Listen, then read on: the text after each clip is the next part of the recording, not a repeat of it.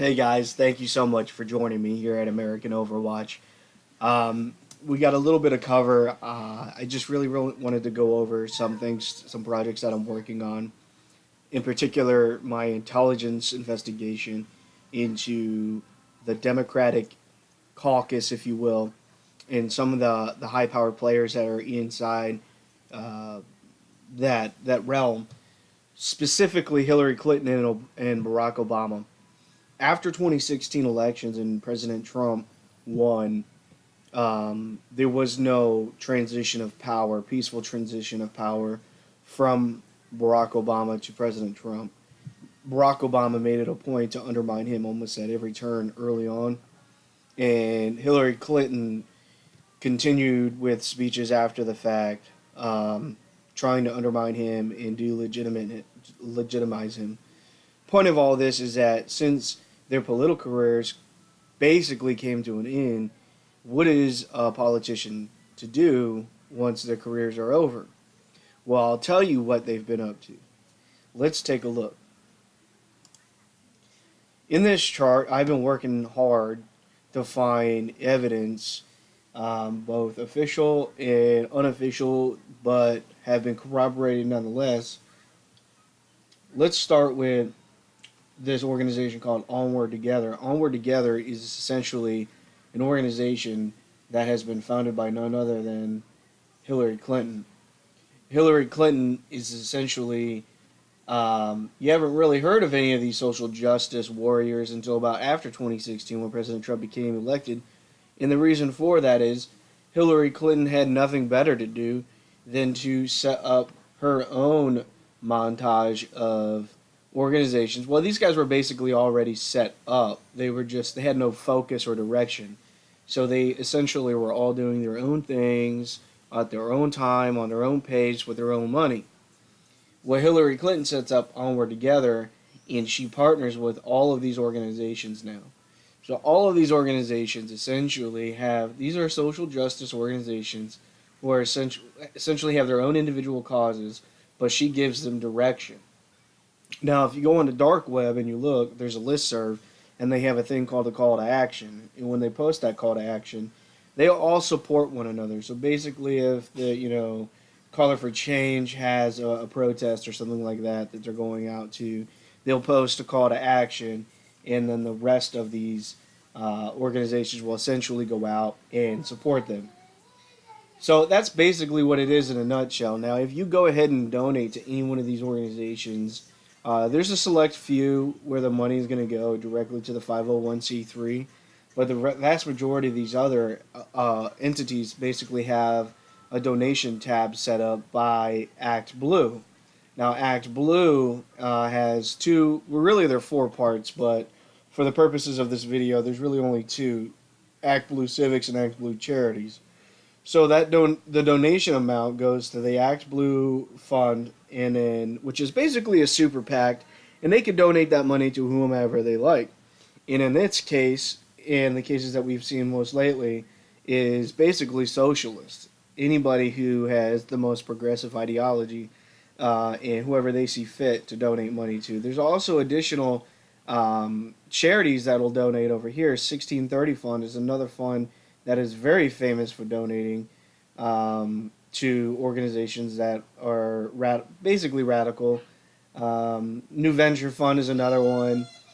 So, point of the matter is that I believe that these organizations have members that are within them. These are just key members that I can find through open source information from viable and reliable sources. These aren't the actors. These aren't the people that are on the street conducting violence in the name of X cause. But there are members that are associated with these organizations that do, and they call themselves Antifa.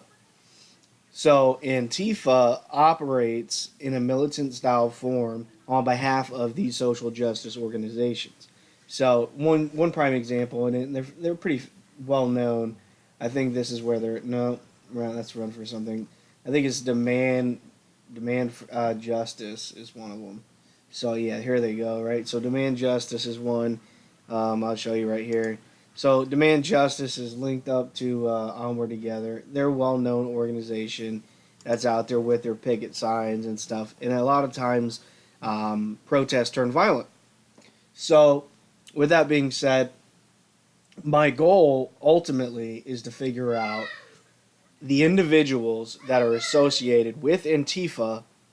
So, unfortunately, I'm going to need names, potentially personal identifiable information to verify the veracity of their association with the organization.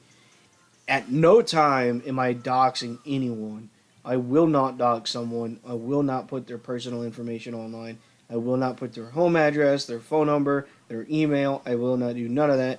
I don't believe in any of that stuff.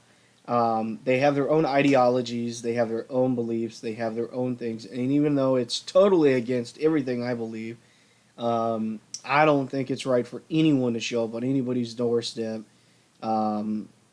creating hate or violence or anything like that. Because I'll tell you, if someone showed up on my doorstep, it wouldn't be good.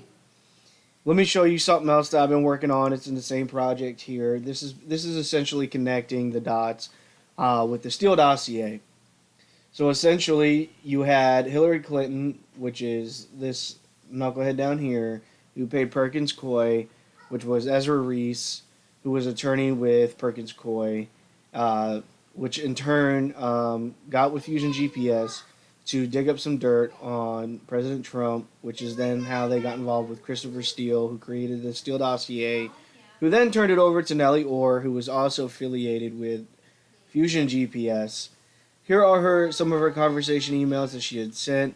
Now, these three folks right here, they all work for Bruce Orr, who's the spouse of Nellie Orr. Bruce Orr is like the deputy secretary, something or another. He's like second or third in charge or something in the Department of Justice. So he's pretty high up there. And so that's how that investigation became to light. Now, let me point out something here. Okay, this is particularly important, especially now in this time of day, because we're talking about the Ukrainians and the Russians and all this intervention and stuff like that. Well, let me tell you, the Democrats are doing a damn good job at trying to cover up their corruption, because part of the Steele dossier came from a guy named Oleg Depreska, right, who is a Russian oligarch who basically owns two of the largest firms or businesses.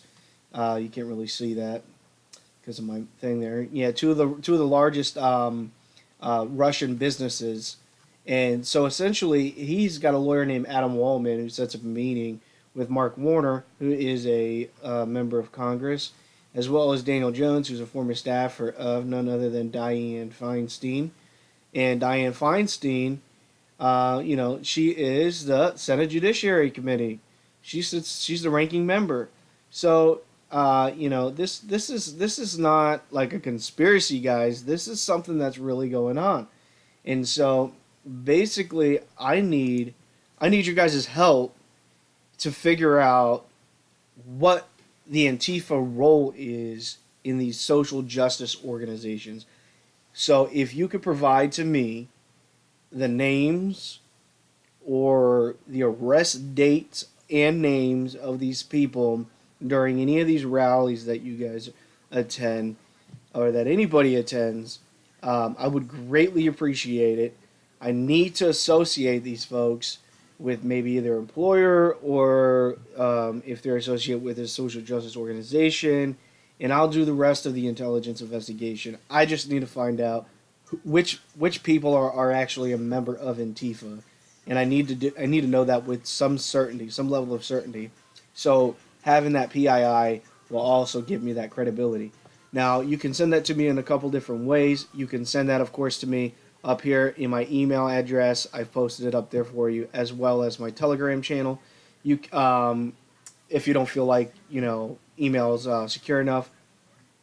And let me just tell you right now off the bat, if you do send me any information at all, my sources of information will 100% be kept secret. Period. Done deal.